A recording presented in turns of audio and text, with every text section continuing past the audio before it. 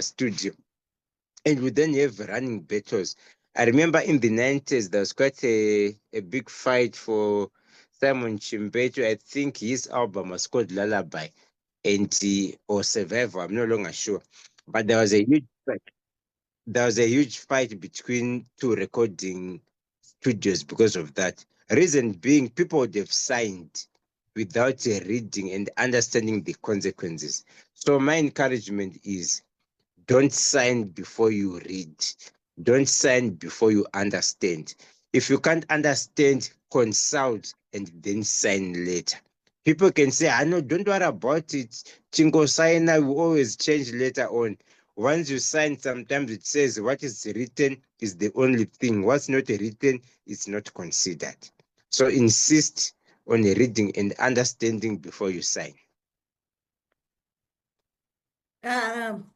I thank you for that. I was just thinking that many like small businesses, they employ people and they don't sign.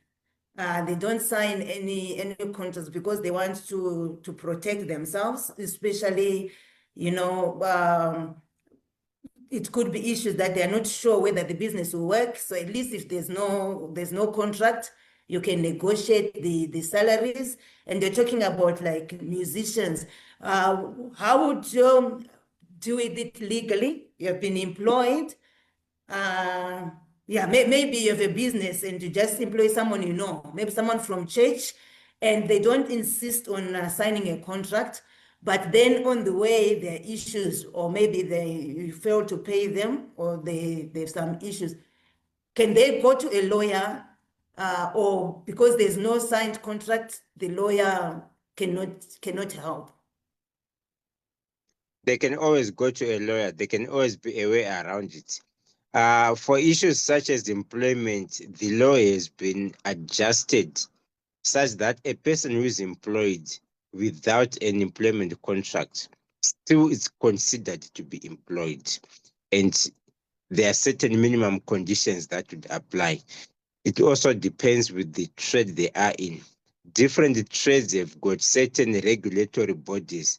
For example, it may be the clothing and textiles industries. There are trade unions and national employment councils that regulate. This is for Zimbabwe. If somebody's in the education sector, different sectors. So even if there is no written contract, there are ways that one can be protected.